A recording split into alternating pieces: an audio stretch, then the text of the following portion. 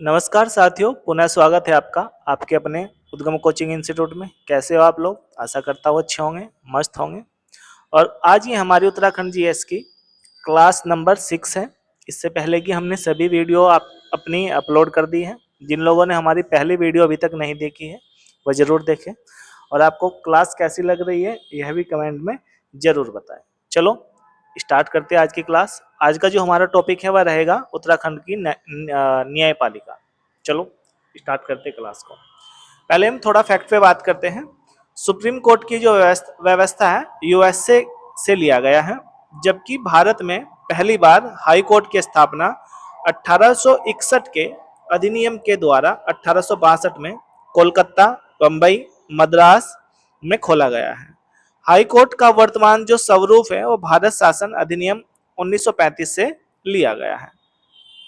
आगे देखते हैं अनुच्छेद 214। अनुच्छेद 214 में कहा गया है कि प्रत्येक राज्य में एक हाई कोर्ट होगा, और साथ में यह भी कहा गया है कि एक से अधिक राज्यों का एक हाई कोर्ट भी हो सकता है।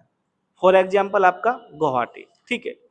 अगर गुवाहाटी में देखा जाए तो गुवाहाटी असम, नागालैंड, मिजोरम, अरुणाचल प्रदेश, इन सब का एक ही हाई कोर्ट है, वह है गुवाहाटी, ठीक है। फिलहाल हाई कोर्ट की जो संख्या है भारत में वो 25 है, ठीक है। और साथ में यह भी कहा गया है कि अगर कोई राज्य बड़ा है तो उस राज्य की जो हाई कोर्ट की खंडपीठ भी हो सकती है, ठीक है।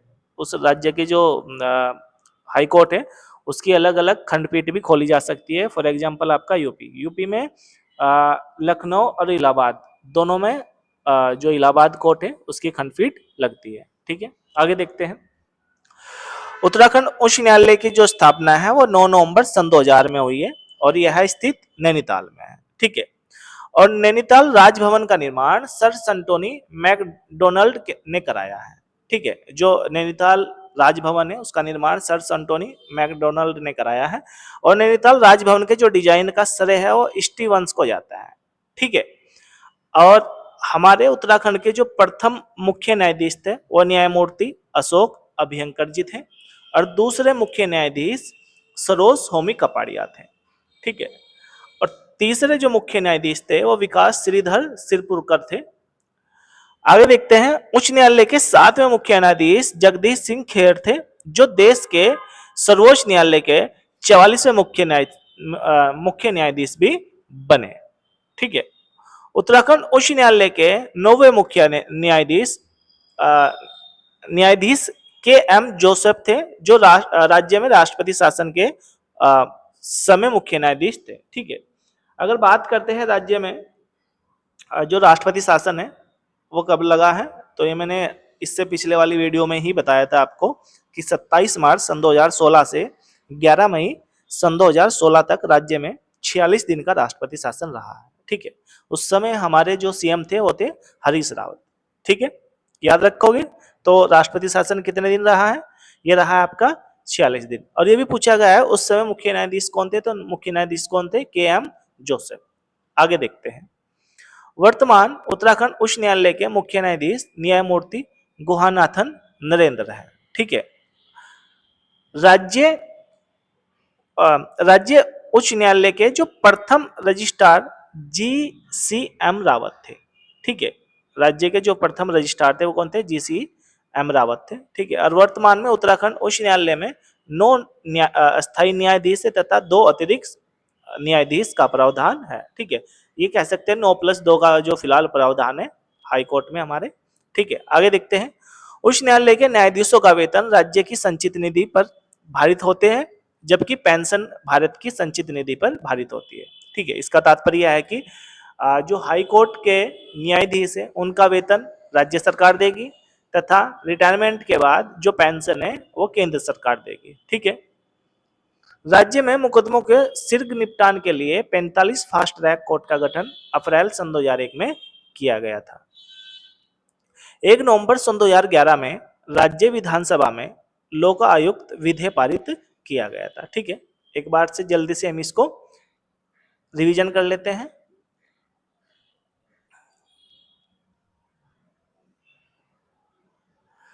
हमने पहले फैक्ट पे बात की थी, तो पहले फैक्ट को ही रिवीजन कर लेते हैं कि जो सुप्रीम कोर्ट की व्यवस्था यूएसए से ली गई है, जबकि भारत में पहली बार हाई कोर्ट की स्थापना अधिनियम 1861 के तहत 1862 में कोलकाता, बम्बई, मद्रास में खोला गया है।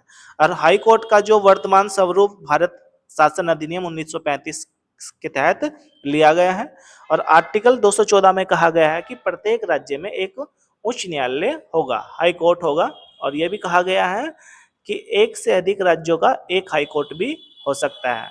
और साथ ही अगर कोई बड़े राज्य हैं, उनका जो बड़े राज्य हैं उनका हाई कोर्ट के खंडपीठ अलग अलग भी बिठाई जा सकती है। ठीक है, आगे देखते हैं। उत्तराखंड उच्च न्यायालय की स्थापना 9 नवंबर सन 2000 में हुई है और यह नैनीताल में स्थित है।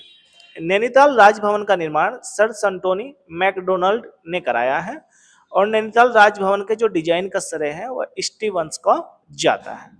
प्रथम मुख्य न्यायाधीश उत्तराखंड के जो प्रथम मुख्य न्यायाधीश थे वो न्यायमूर्ति अशोक अभयंकर देसाई थे। दूसरे मुख्य न्यायाधीश सरोज स्वामी कपाड़िया थे और तीसरे मुख्य न्यायाधीश विकास श्रीधर सिरपुरकर थे। और उच्च न्यायालय के 7वें मुख्य न्यायाधीश जगदीश सिंह खेर थे, जो देश के सर्वोच्च न्यायालय के 44वें मुख्य न्यायाधीश भी बने।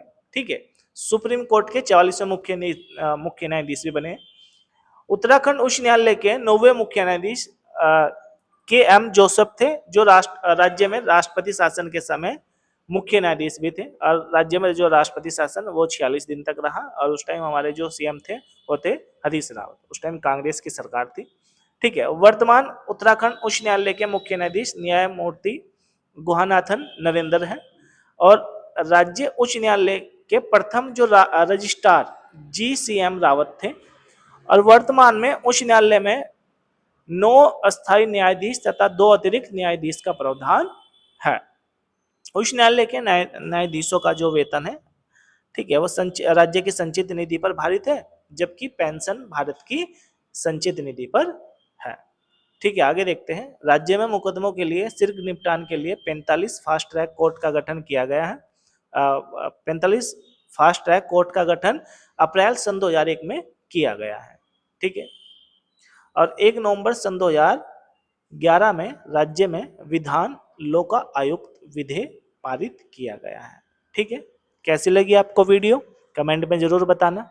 ठीक है, इससे पहले कि जो क्लास है, जिन बच्चों ने अभी तक वह नहीं देखी है उन क्लास को भी जरूर देखें। ठीक है, आज के लिए इतना ही करते हैं।